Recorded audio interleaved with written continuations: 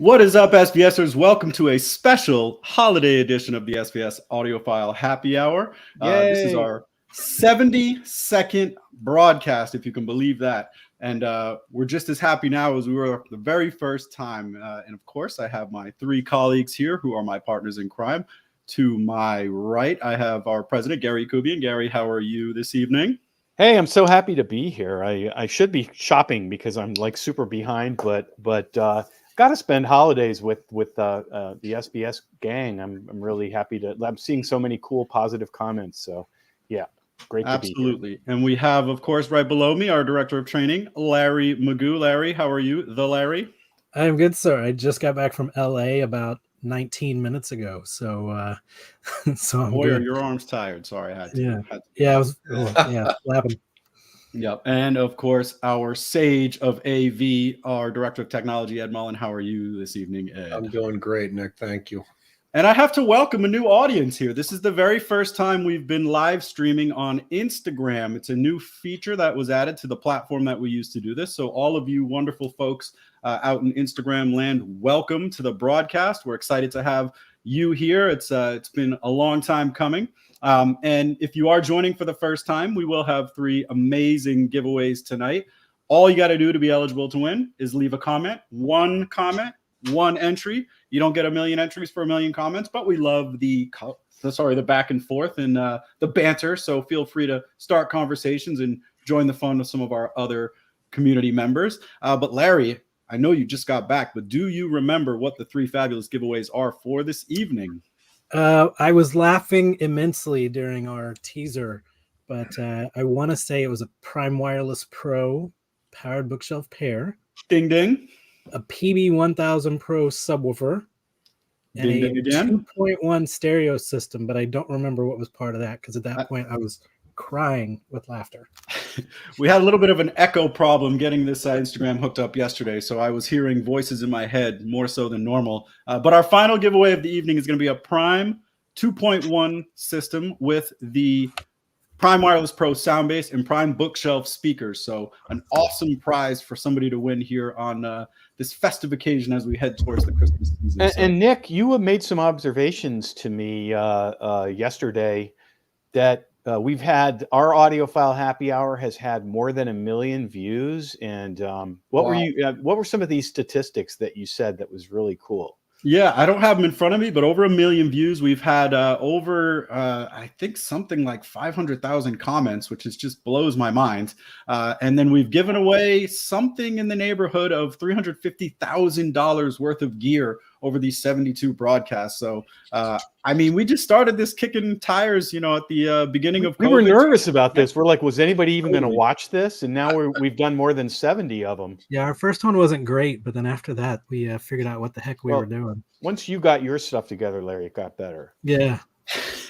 And just looking back at some of the guests we've had, I mean, I don't know if anyone watched that 50th anniversary hip hop special, but DJ Jazzy Jeff was like the primetime performer in that Grammy special that was on, major network television. We've had a major league pitcher, Glendon Rush. We've had Grammy award-winning artists from all different walks of music, Oscar-winning sound engineers. So it's been a real fun ride, and I think a lot of cool perspectives that we've been able to share here. So, I love it and look forward to keep it going. We've even had competitors on, Mr. Sandy Gross. So, it's just been a lot of fun.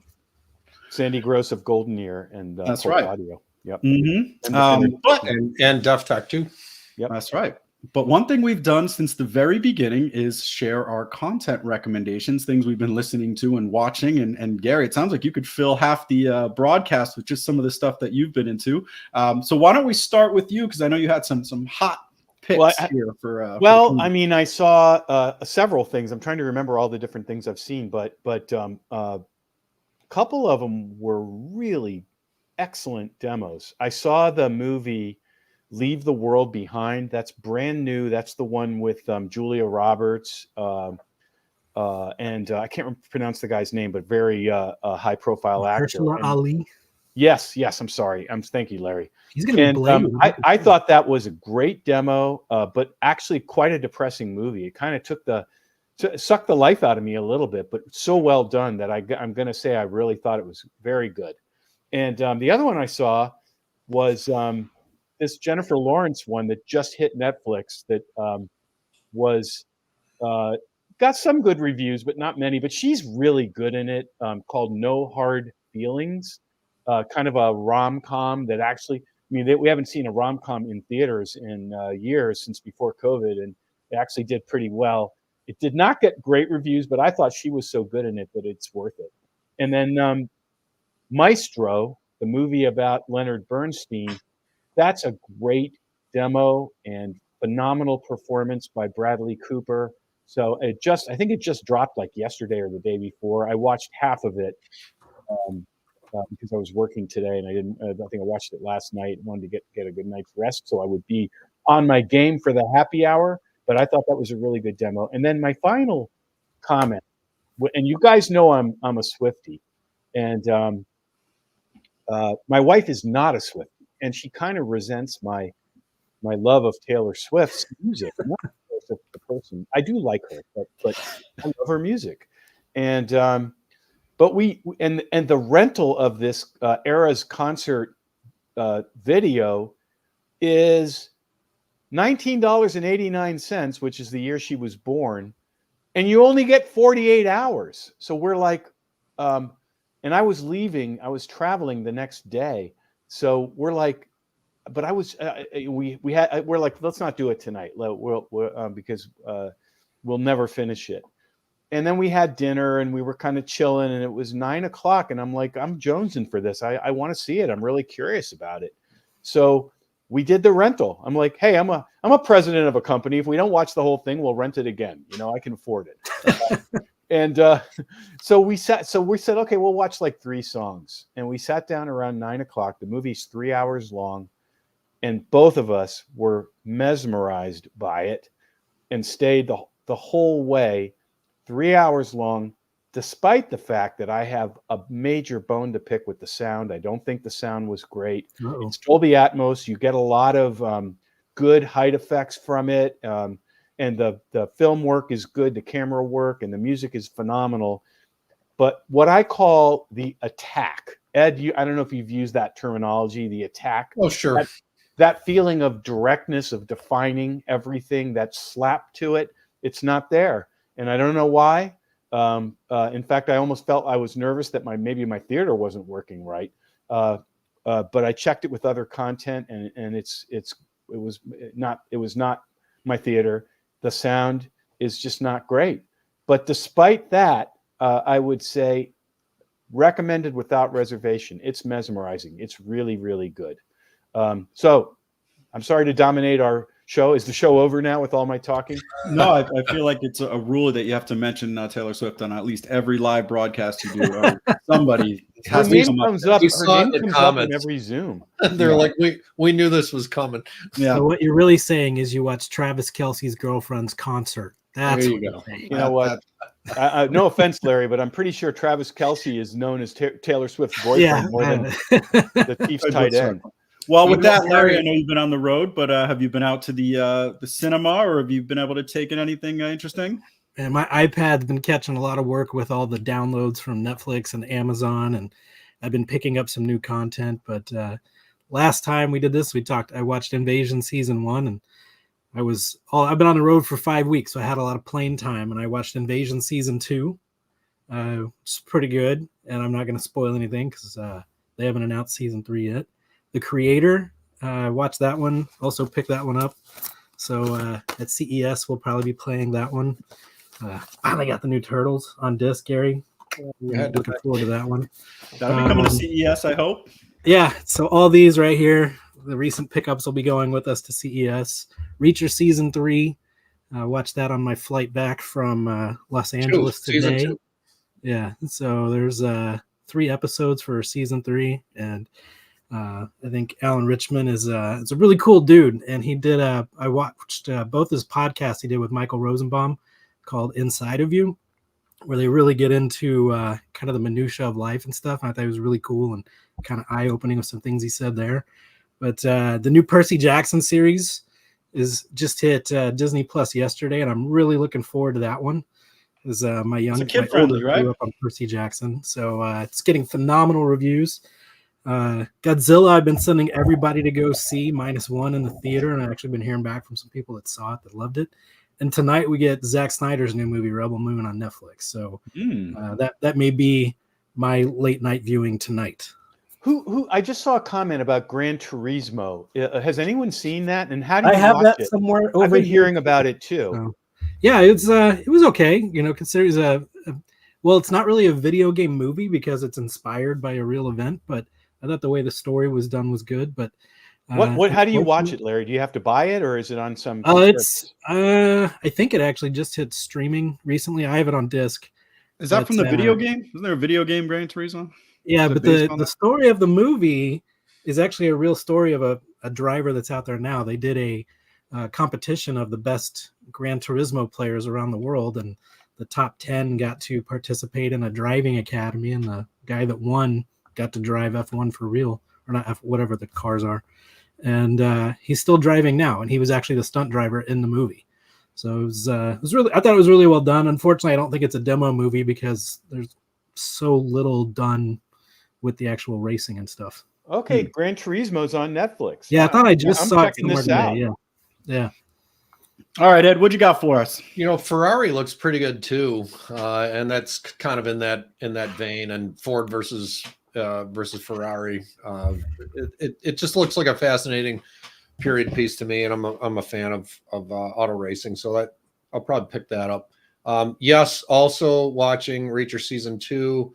I think they lost a little bit of the humor and charisma that he had in season 1, and he's just sort of an amped up, badassery a little bit more at the expense of some of his charm in season 1. So that's the sense I'm getting of it. It's still great. I love it.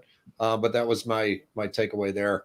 And Gary, I watched an interview with Bradley Cooper about Maestro, and it was fascinating. Just the insights and his relationship with Bernstein in the movie and everything like that it was just cool. So I'm looking forward to seeing that as well.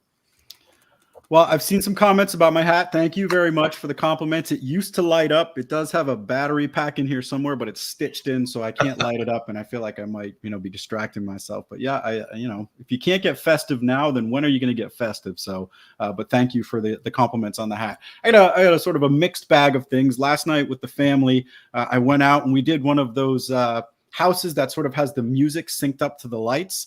And it just blows my mind how much people go into, talk about being festive, getting these things set up. And that was an immersive experience, I got to say. They had both the radio station in your car that you could put on that synced up with the music, or you could get outside and they had the music playing outside. But it was just really crazy, getting inflatables and lights blinking, laser shows. So that was a lot of fun with the family. Have I never shown you my videos in my house? You have that going on? Not the last couple of years, but yeah, we'd have like 80,000 LEDs on the house with music, a radio station, all that. Yeah, that's for somebody else. Like, I love enjoying it. It's not for me to do in my own house. I got a couple, strings of white lights there around the bushes, but it's certainly, a lot of work and put some real effort into that, and I can appreciate it. I also have the new the Dr. Seuss Grinch. It's a DTS remaster, and there is some pretty solid height action in that one with Jim Carrey. So I would recommend that. And then I have two movies that have become traditions in our household. One is the National Lampoons, of course, which, just has the soundtrack. Music is great. And then a new one that I talked about last year, Violent Night. I watched that with my older son, and it is just the best kind of slapstick, with blood and gore going along with it.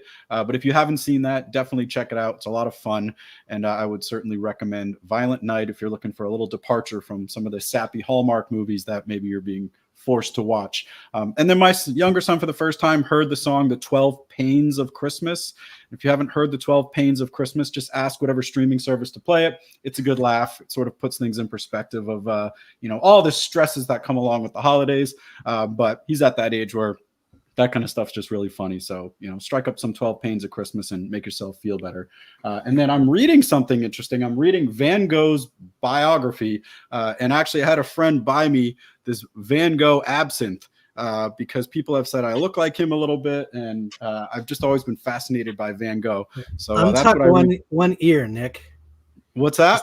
Just I know. untuck one ear. I've been like, I'm like 1,000 pages into it, and I'm like waiting to get to that part where he cut off his ear, and I haven't got there yet. But I feel like I'm reading this whole book just to get the whole background story there. So, well, a lot of mixed I bag mean, a things that statement there is he you could make a case he was the greatest painter who ever lived, and he only sold one painting supposedly to his brother. So, it tells you something about I think following your, if you want to do something great, following your own creative path, in which we try to do at SVS. So I'm bringing it back to us a little bit. I mean, I'm not saying we're the Van Goghs of speakers, but we do try to stick to our own path and what we believe in. And it's, I view his life as a lesson in that. Absolutely. And it is, he was sort of a tortured soul, which I wouldn't call SVS that, but, it's interesting what led up to, he was never acknowledged during his life, but this isn't the Van Gogh hour, and I don't think anybody wants to hear more about Van Gogh, but we do have a promotion or a little fun game that we launched a couple weeks ago with our augmented reality tool. And I'll just remind you that this was basically something where you use your smartphone and you're able to basically project SVS products into your room to see what they look like, and basically for scale and size to see how well they'll fit with your furniture. And we had well over 300 submissions, and it was just a lot of fun, I will have to say. So I have a little bit of a slideshow here. So before you go to your slideshow, somebody just asked a great question, which I thought was I just want to quickly answer it. Barry asks, what do you mean by a demo movie? And I think it's actually a fair question, for people that aren't with us all the time. A demo movie, Larry, hold up Ninja Turtles again, because I'm going to make a case here. A demo movie can be a really stupid movie, but it's a great demo. Go ahead, hold it up again, Larry. No, let's see. We got the new animated Turtles, The Creator, also another one, not a great flick, but some pretty cool scenes. It's a movie that Oppenheimer is a sensual delight on your home theater. That's what we call. And another way I would characterize a demo movie is it shows the possibilities of your theater, or if it's not a great theater, it shows the limitations of your theater. That's what a great demo movie does. And it doesn't necessarily have to be a good movie. We have lots of demo movies we use. I tease Larry about Ninja Turtles, but it is a perfect example of a great demo movie that I would never watch that whole movie. Did you guys hear that? Years. Wait. Gary, say that again. We can record that. I'm conceding the point. I'm conceding. We can download that. I would say, listen, I'm getting older. I'm getting in touch with my inner 9-year-old again. So maybe Ninja Turtles, I'll come around to it at some point in my second. Mission Impossible: Dead Reckoning Part 1, right around the corner. I actually thought that was a pretty good movie, though. That's a great demo movie. I'm going to say, though, it's a good movie. That'll be coming to. That's the latest one, right? With I thought that was the height effects channels, surround effects, the immersiveness, and to use your term, the attack, the impact, the LFE. It's like all there. It's one of those types of movies that just envelops you and immerses you in the audio experience, and that's what we mean by a demo movie. It's an oral bombardment in a good way of all the different effects. And Brian asks a question: how close can you sit to our Prime Wireless Pro speakers? I'm arm's length from them. You can sit close because they are a near field monitor. You can that he's saying he's going to connect them to his computer and they'll be on his desk. Let me tell you something. That will be the greatest computer speaker of all time. Yep, that's where mine are right now, and I know mine are right here and here, just off screen. Yep. Okay. Along with a 3000. We stole Nick's thunder. He's gonna, and it's probably time for a giveaway. So maybe you tantalize them with the slideshow and do your giveaway.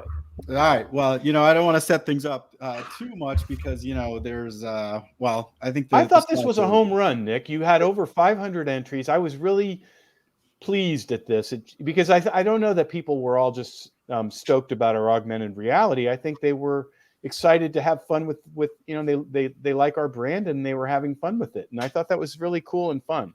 That's the best part. And I did see somebody say they didn't know we had AR. All you got to do is go onto one of our product pages with your smartphone and you'll see a little button that says see in your space. So it's super easy to use and it basically just projects it right into your living area. But with that said, I wonder if one of you guys could maybe, sing some Christmas. You don't want to do the giveaway?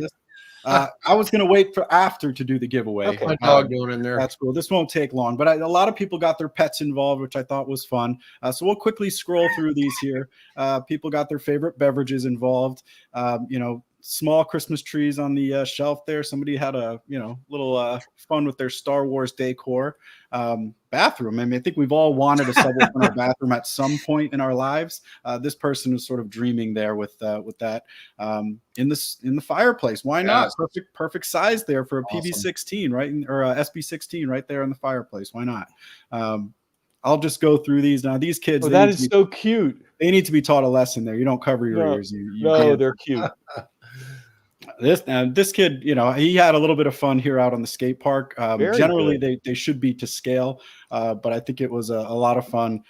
People seeing the different days. Hey, how do you know he's not just really, really short, and that's just not on the sidewalk? That was a good job. That's actually, you're right. I don't think it looked like the 2001 monolith. And some dogs. Well, he's got another one too in here that I'll pop up in a second, which I thought was even good. Here we got to just do it with the SB3000 under the tree. Very cool. A little micro. So now this one was one of my favorites. Here he is doing a. Love it. I love it. Is that the same guy?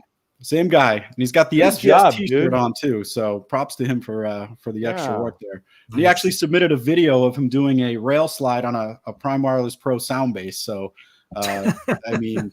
I think that's a TikTok.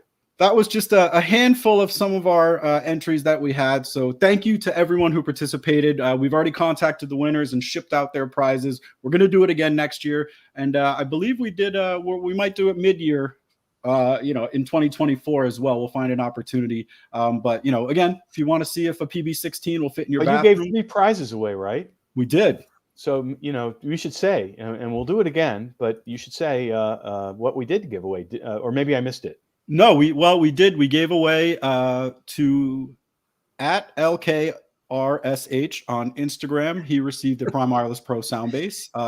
@TryGuyBren on Twitter, he received a pair of Prime bookshelf speakers. And then DrumFan27 received a SB1000 Pro subwoofer. So I'm a drum fan. Congrats to you folks. Thanks for everyone who participated. We'll be having some fun. Thanks for doing that. More than 500 of you. That's just awesome. Love it. Yeah. So that was great fun to be a part of that. And I thought before we get into some of our Q&A, and I can already see them building up, we got to do our official giveaway. That will be a pair of our Prime Wireless Pro powered bookshelf speakers. And did we say how they win? I mean, one entry. I did rip that at the beginning. Out, so you did say it. I think you might have been thinking about all your teasers for. I was thinking about Taylor Swift. Hey, we need somebody that's got AI art capabilities. It was kind of made as a joke, but I want to see it. Ninja Turtle Taylor Swift. Do that. No, I don't want to see that because I might have a tough time unseeing that. That's possible. Well, our first winner of the night for the Prime Wireless Pro Power Bookshelf speakers is Christopher Rolfs. Christopher with a K. Rolfs. Congratulations, Christopher. Sounding pair of speakers. So this is actually going to be our last broadcast of the year. And before we go to the CES show in Las Vegas, and Gary, I thought just give a quick teaser on what that is. And, we'll be doing some live broadcasts from there. Probably not an official happy hour, but Larry and I might give a little bit of a tour. But just a real quick overview on what that's all about. And then we can move on to some of our questions. Well, CES is awesome. CES is the biggest trade show in the world of any kind. But it's definitely the biggest tech event of the year in the world. And it's really the total world of technology goes there, from mobile technology to wearables to health tech to pretty much anything you can think of that's technology. And we're very deep involved with Consumer Technology Association, which throws CES, puts it on, and we're on several boards of that association, so we're very supportive of them. In fact, I'm past chair of it, and past chair of the CTA Foundation, which helps seniors and disabled people get access, have better lives through technology. I think more than 150,000 people will attend. It's more than 2 million square feet of exhibit space. And SVS is right there in the middle of it in Central Hall in this massive convention center. and we will be launching some interesting new products at CES, and I'm not allowed to say more than that, right, Nick? Absolutely not.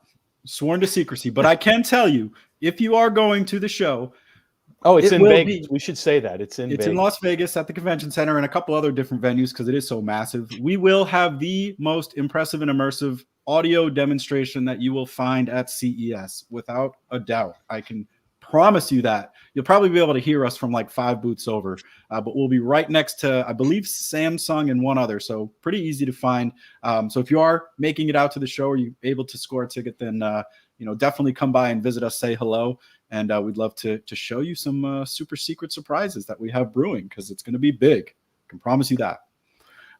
So I saw this question come in a little bit ago. It's not a technical question, and it's going to put you guys on the spot, but I wanted to throw it out there because I thought it was a great question. I don't see the name, but it was basically, if you had one song to pick to demo a pair of speakers, what would that one song be? And I had a chance to think about this, so I'll answer first.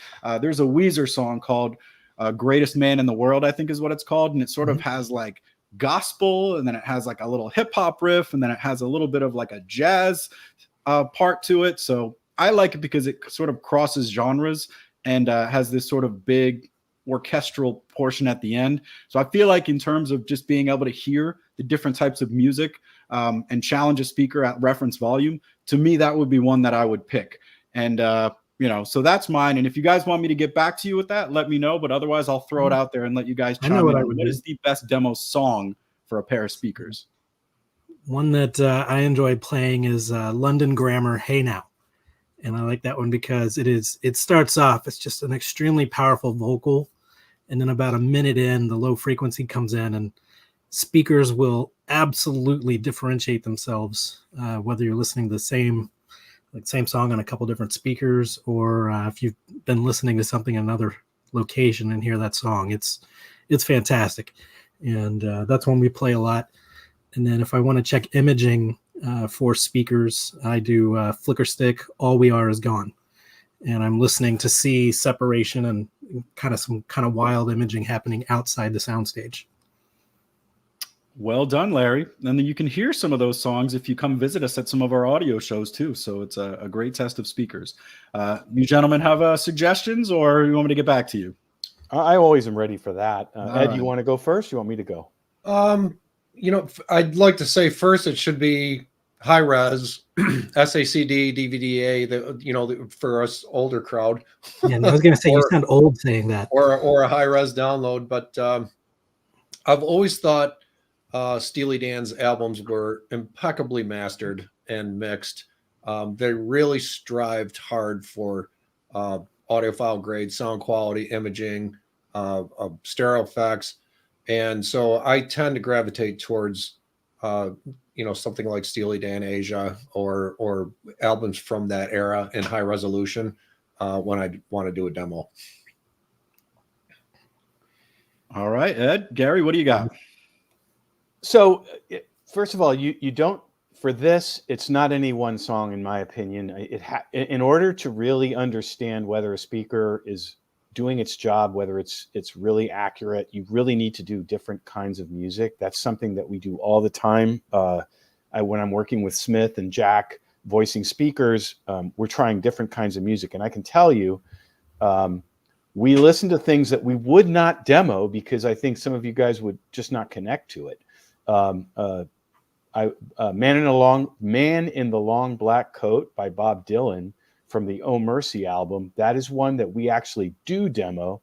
That is a phenomenal, it shows so many different things. I also use Yo-Yo Ma's performance of the Bach cello suites because that is something that is extremely difficult to reproduce. We use Nora Jones, and Ed, we use that on SACD, the high-res version. Nora Jones, I'm trying to remember the name of the album, but it's the one everybody plays in audiophile shows, but we don't play that same song everybody else plays. We play the one after it, the second song on the album. And there's others, but I guess my main point is you need to have, I'm already getting called out by people that I should have only picked one. I guess you're right, but except one song will not reveal everything about a speaker. Hey Nick, post that Bill Adams comment. Sorry, they're flying by here. I can't find it. You have to recite it. Snora Jones. Well, no, I'm not saying it. Listen, if you think I'm hanging around listening to Nora Jones in my spare time, no. It's my job. This is the kind of torture I have to go through, is playing the same Nora Jones song over and over again. I am seeing a lot of Steely Dan. We don't have. I think we need to maybe add some Steely Dan. I mean, I think we have one track from them. Yeah. It's kind of like in Wayne's World when they walk into the guitar shop. Yeah. And they point to like No Stairway to Heaven. For me, it's anything off Eagles Hell Freezes Over. I'm just not going to play it for you. I'm sorry. Well, my problem with Steely Dan from a testing of speakers place is it makes pretty much every speaker sound really good. And that's not necessarily a test. There's a Radiohead song that we demo with that is phenomenal, but it sounds good on it pretty much. I think you could play it on I don't want to name a bad brand, but you could play it on a small Bluetooth speaker. I'll say it that way. And it would still sound good. And that's not a great demo. Yes, Jesse, we do use Billie Eilish. We use, what's the song we use? Billy Bossa Nova. It's a good demo and very challenging to speakers. Very good. Well, let's get into some tech questions here. And I've got one here from a Brian who asks, last week or last broadcast, we talked a lot about by wiring, and I didn't mean to keep going on the by wire topic, but I think this one's interesting. He wants to wire his front stage left and right. He's got a home theater with the by wire cable, but his center channel can't accept by wire. Is that going to create any issues by having the front left and right running by wire, but then normal regular cables into the center channel?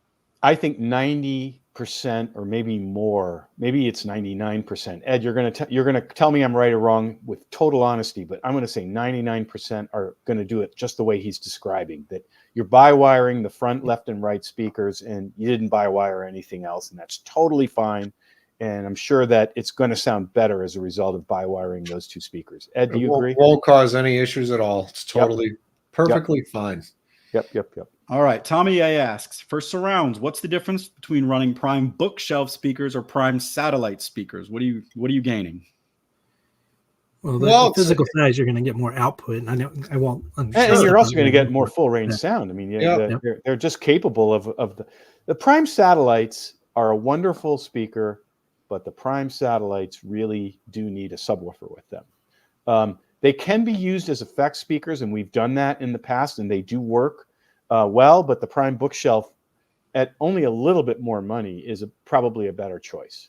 It's a much bigger speaker. It's got higher dynamic output. It goes deeper. It's just got more of a room-filling sound.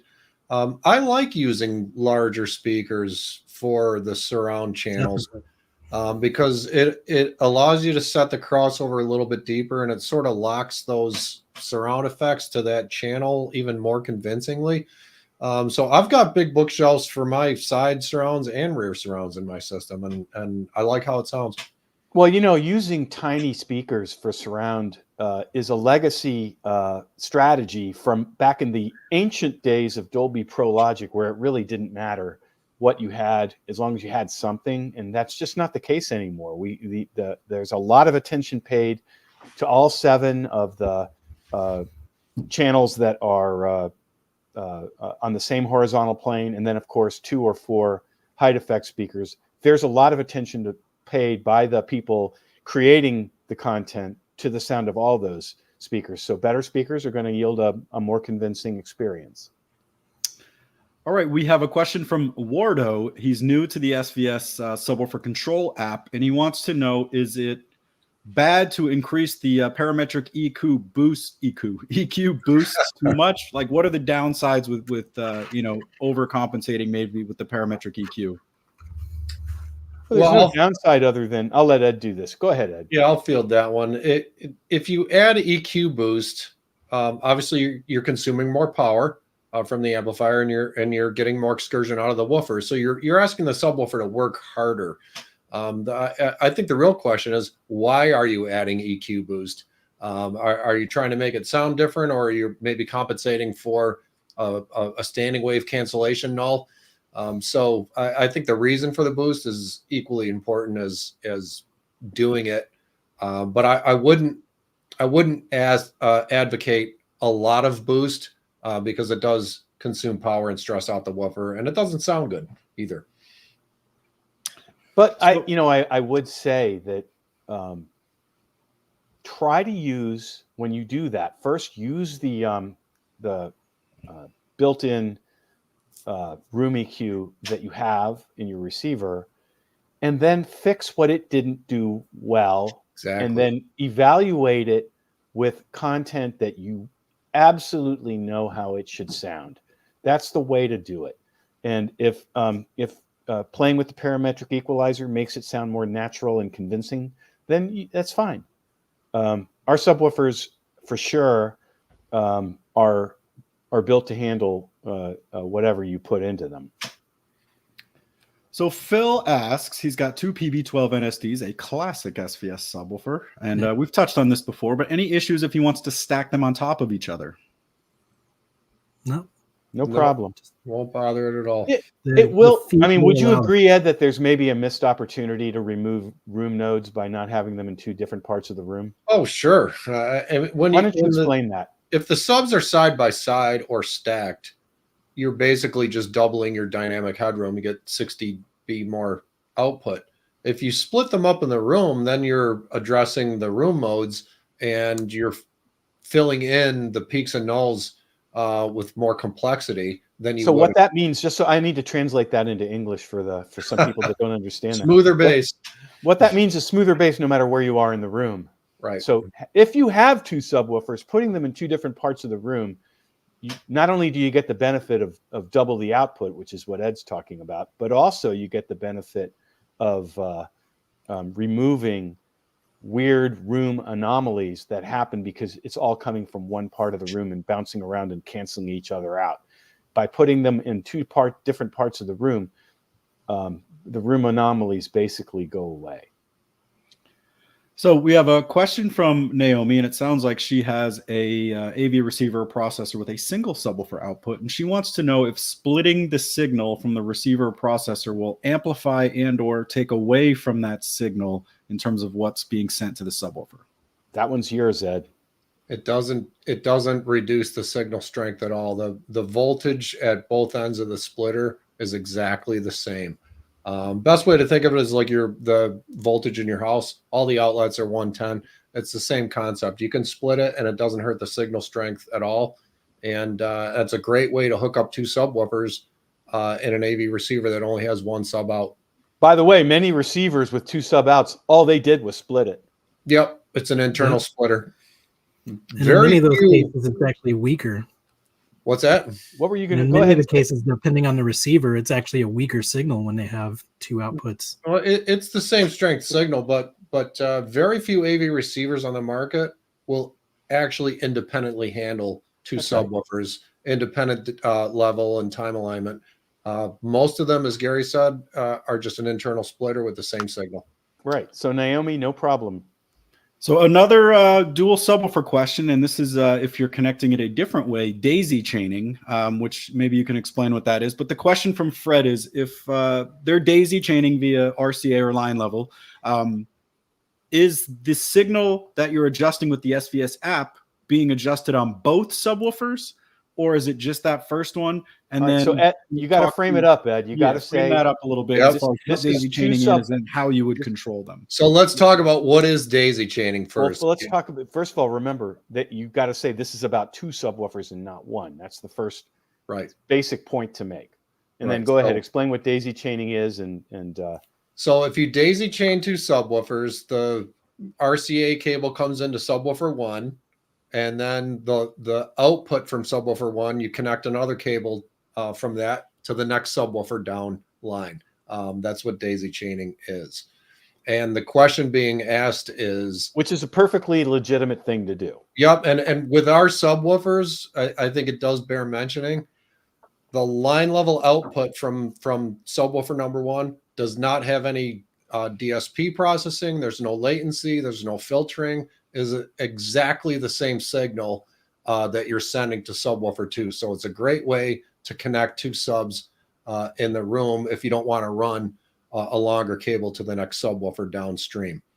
So no problem daisy chaining. No. Now this person wants to know, I didn't remember if it was a man or a woman. This person wants to know, does this change how the subwoofer app controls each subwoofer?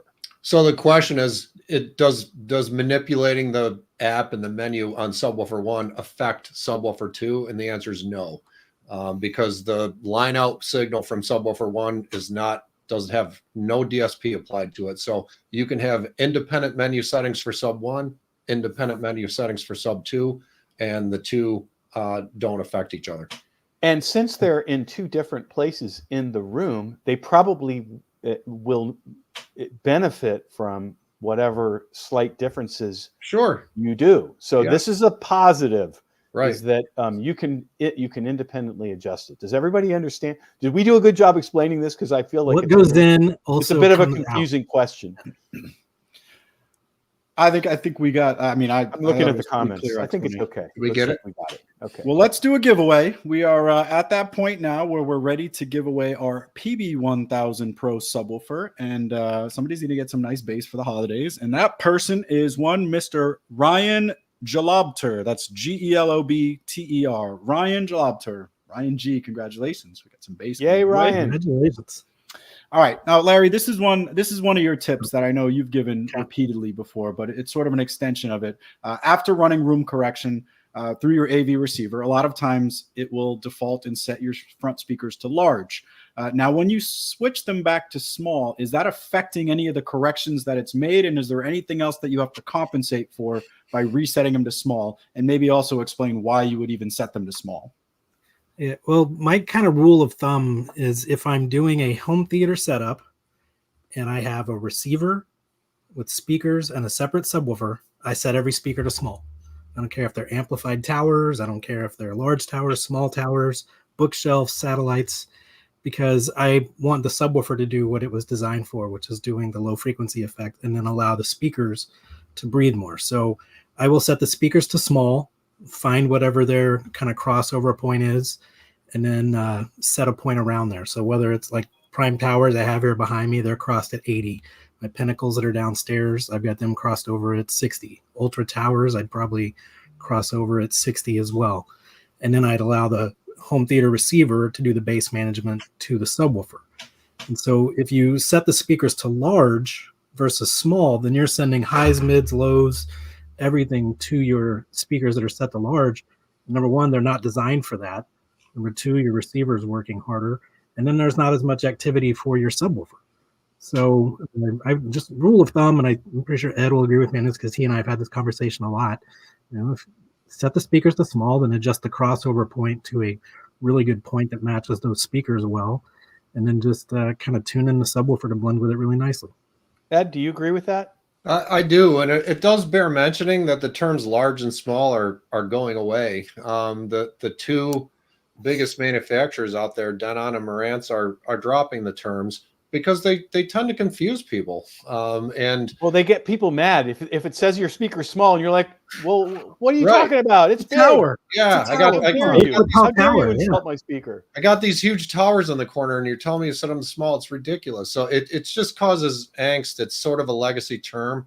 The best way to look at it is, do I want to run a full range signal to this speaker, or do I want to apply a crossover to it such that I'm sending some of the bass to the subwoofer? And the answer is you always want to send the bass to the subwoofer. The crossover you pick can be appropriate for that speaker. Sometimes it's deeper if it's a bigger, more bass capable speaker. Sometimes it's higher if it's a smaller speaker like a surround channel or a height channel. So the crossover varies, but we always want to apply a crossover to all the speaker channels so the subwoofer gets the bass in those channels and does what it does best. Well said. So Ronald Y asked another subwoofer question. Will putting his subwoofer near field, which in general means as close to the listening position as possible, can that help him mitigate it creeping from the neighbors? Like he won't have to run it quite as hot by putting it closer to himself where he's sitting. Sure. Yeah. I Really? mean, if the It sub, depends. I mean, it's going Yeah. to be a minor effect, right? I Yeah, mean, because Yeah. the it's going to waves be. are so I'll say it long. this way: it'll be a minor effect in terms of what he hears, and it'll also be a minor effect in terms of what his neighbors hear. So, I would say, Yeah, just because where he's sitting, it could be the perfect spot for if you're in an apartment next door to where that bass frequency hits there. And that's why we talk about doing the subwoofer crawl so frequently and finding the best spot for it. But your listening position in the middle of your room, if you've got an apartment or a condo or somebody that's fairly close, that could be just the sweet spot for them too, for that low frequency signal to travel. Well, bass anyway is very unlocalized almost by definition. But I one thing I would say, and this is going to sound, we always say this is not an SVS infomercial, but in the case of this question, decoupling the subwoofer from the room is the way to avoid disturbing your neighbors the least. And we have our SoundPath subwoofer isolation system. It's very affordable relative to the price of our subwoofers. And it will decouple the subwoofer from the room and remove a lot of the angst of disturbing neighbors. And the other benefit is your subwoofer will sound better for being decoupled from the room. Absolutely. So Westbound has a question about room and speaker placement. He wants to know how important is symmetry with speaker placement. When the room is, say, shaped like a T or an L, he's planning a new room. It's an awkward shape. So what is the best way to sort of work around this? And again, this question is, how important is it to have that exact symmetry in terms of your speaker placement? I'll start and I'll pass it to Ed and Larry if they want to go I have there. opinion on that too. Yeah. Symmetry is what you shoot for in the front, especially. In the rear, sometimes it's not possible, but in the front, you're going to have a left, a center, and a right, and having a symmetrical setup is definitely a win. But we're also well aware that people have lives. There are other voting partners in their house, and so sometimes you have to make adjustments. And I will say that home theater is sort of a technology that knows that, in the sense that it won't be perfect if it's not perfectly symmetrical, but it won't be necessarily not a good experience.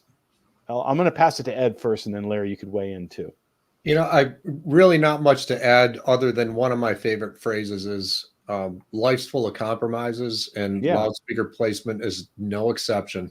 And we all need to live with the way our room's laid out and traffic patterns and lifestyle and decor.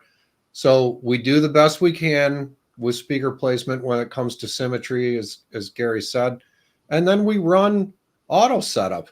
And Gary's right. The AV receiver will do its best to hit that target response from that channel, even if it's not placed exactly where it should be. It can compensate for that.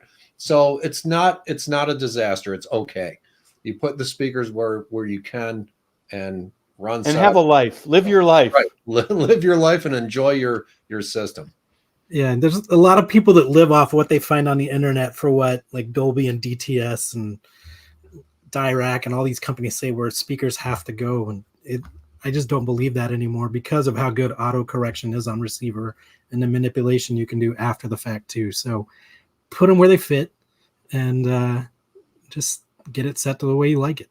Now, that said, if you do have a perfectly square room or a perfectly set up space where all that matters is making it sound as good as possible, it's not going to hurt you to follow those guidelines. And somebody's asking if it's okay to put your center channel above your TV. Golly, I can never do this, but in this room, this is a really bad room, and that's a TV behind me, and then that's a shelf with a lot of my gear on it and stuff, and just collectibles, and that's where my center channel sits, and then one of my speakers is right here under this Jerry Rice autographed football. So I do a lot of weird things to get it to sound right, but it sounds really good. And I'll be changing this in the next few months because I'm getting a bigger room. So, and a good center channel speaker, for the record, has excellent dispersion characteristics, meaning exactly where Larry has it set, and people also do it below the TV, which is going to be probably below your the height of your ears. And then also people are off to the side of the center channel and they still should hear it at its best. So if there's ever been a speaker where you can't place it perfectly and you're okay, it's got to be the center channel. So Eric B asks, are any SVS speakers sealed? Why or why not? You know, ported obviously being the opposite. Well, just remember, ported subwoofers versus ported speakers are two very different things. Even though there are some similarities in why you do it, the main reason why you port speakers, if at least for us, is you're trying to arrive at a resonant frequency, meaning an optimal frequency cabinet tuning for the setup that you have, so that the speaker will play accurately, convincingly, and also dynamically, and also as loud as the technology and the platform permits. So it's not really a thing of the same reason why you might get a ported subwoofer, which is so that it goes deeper or so that it plays significantly louder. It's just a way of approaching speaker design. In fact, I believe all our speakers, I'm just trying to think, all our speakers are ported, right, Ed? Yep. The Ultra Tower has the option of sealing the ports. Yeah, because the Ultra Tower in a small room, we found, could sometimes dominate the room. So yeah, a little bit bass heavy in a you small could back it room. off a little bit. Yeah, it does. It helps tailor the speaker to the smaller listening environment and restores that balance. Are you bringing up Taylor too? I'm glad I'm not the only one. I'm sure that's where he was going. Tailor. All right, this is one that I've seen. I have a Denon AV receiver. Rick Yu asks, what is your opinion of the restorer function on a Denon AVR? I don't even know what that is, so maybe you guys can educate me. The restorer function on a Denon AVR. Here's me Googling it rapidly. I don't use it at all. I don't use it on mine either. I haven't heard of it. I have a Denon. I've seen it. I've just never played with it. So sorry, we're gonna have to get back to you, Nick. A lot of people asking to see my shirt, so I lean back. So yeah, 5 out of 4 people struggle with math. Explain your shirt while Ed Googles the answer to this. Listen, I think we all have Google, so maybe we'll let that. Honestly, I'm going from memory, but I think what it does is it tries to take like super low res stuff and make it sound better. Well, that's what somebody in the comments just said too. So yeah, and honestly, I wasn't cheating off the comments. I do remember reading that. You can't get blood from a stone.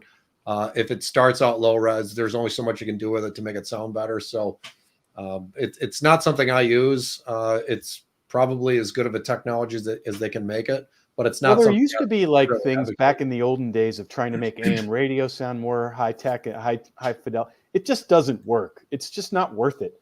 Just try to start with some good content. That's the better move. So another question about Prime Wireless Pro as a desktop system, using those as near field computer monitors. Is there a best way to connect them? Is it HDMI? Is it optical, Bluetooth, like Wi-Fi? Does it matter? What's the best way if you're doing near field? That depends on what you were connecting it to. So I have my laptop here on my tabletop, and then I have this 43-inch TV here, which is a secondary monitor.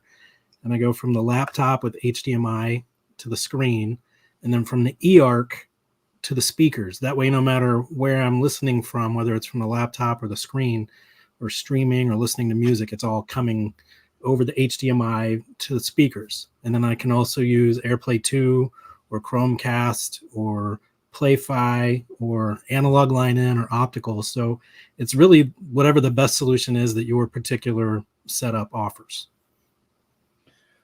So we have a question from Edwin. He owns the Ultra Bookshelf speakers and just a medium-sized room. You can define that how you want. But is there a best subwoofer to go with his bookshelf speakers? And where would you start in terms of making that determination? Well, we'd have to look at the application. Is it a music 2-channel? That's it depends, right, Ed? I mean, there's not a bookshelf speaker subwoofer. There just isn't. Right. I mean, we need to kind of talk, and we have more than 5,000 speakers loaded into our speaker subwoofer matching tool. So what I would suggest is either call us. Ed's team is standing by till 7 days a week, not Christmas Day, sorry, but every other day. And are we open New Year's? I don't even remember. But closed.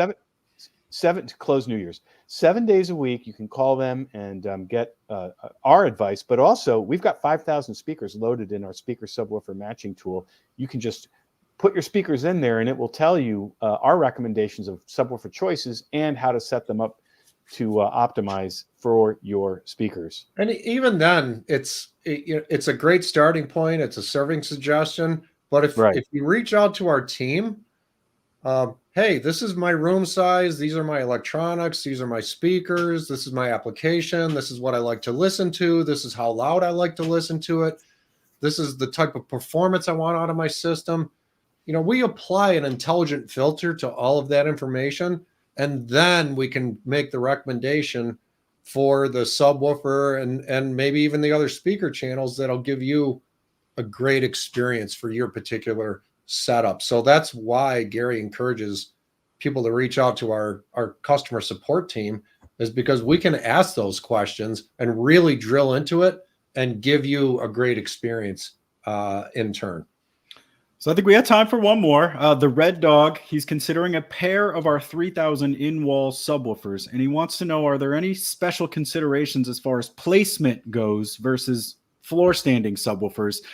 Is putting them on the same side wall or diagonally opposed? Is there any recommendations or restrictions you would put on installing 2 in-wall subwoofers versus normal subwoofers? So our 3,000 in-wall is completely acoustically sealed. So for that reason, the answer is you can place it wherever you need to place it in the wall in your room. We even have integrators who don't even install it in the wall. They just put it behind a sofa, because it's completely self-contained, acoustically sealed chamber. It'll even work not installed in your wall. A lot of in-wall speaker products try to use the wall itself as a cabinet, as a cost savings. We did not do that. And there's something cool you can do, because it is sealed and it just simply uses speaker wire from the amplifier to the physical subwoofers. You can essentially find the best spot in your room for it by just kind of placing it, listening to it, and seeing how it is. Essentially the subwoofer crawl, and then find maybe the locations in the wall, because you can just lean it up against the wall or just lay it on its side, and it'll actually stand up on its side and play and be like, no, that spot's not great. Here's a better spot. Let me move it, and find the best spots. Then figure out how to run your wire, cut the hole, put it in the wall, lock it in, and be done. Yeah, it sounds really easy, but it actually is. Great statement, because we would treat a pair of 3,000 in-walls exactly the same way we would treat a set of conventional subwoofers in the room. Same placement, same sub crawl, same everything. As Larry said, you can move them around the room, find the best spot for them, and then lock it down and install them. Well, I did want to take a minute. Excellent knowledge as always, gentlemen. And thank you for all the awesome questions. We'll save some of these. This is going to be our last broadcast of the year.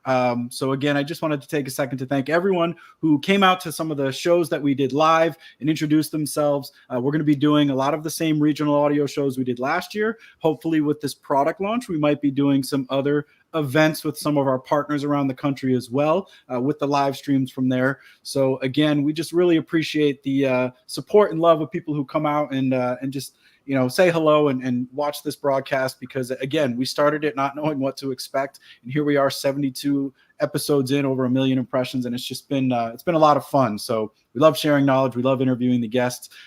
Gary, if you want to say something before I do the last that's a great thing. I'm so happy that you bring that up. And why do we go to these events? We don't do a sale in the events. We don't try to we just celebrate great sound, but the main reason we go is because we want to actually meet you guys that are making all these comments and talk to you and hear about your systems and what your questions are and what your impressions are of our products, if you have them. It's just joyful for us to be with you. So hopefully we'll see more of you in the new year, but thanks for a wonderful 2023. Yep. And it's a community thing.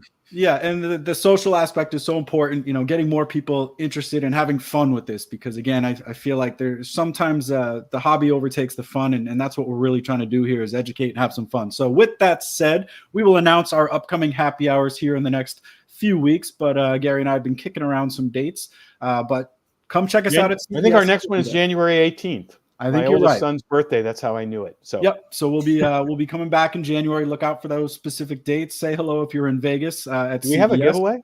Final giveaway of the evening is a Prime Wireless Pro Soundbase Smart Wireless Integrated Amplifier with a pair of Prime Bookshelf speakers and SoundPath Ultra speaker cables. Congratulations, Keon McKinney. Awesome. Yay, Congratulations. Keon. A killer Last little giveaway system of the to year. enjoy. Yep, Santa's been good to you. So thanks again, everyone, for tuning in. We'll announce our dates too. Thanks, gentlemen, for all the knowledge as always. We will catch up with you all in the new year.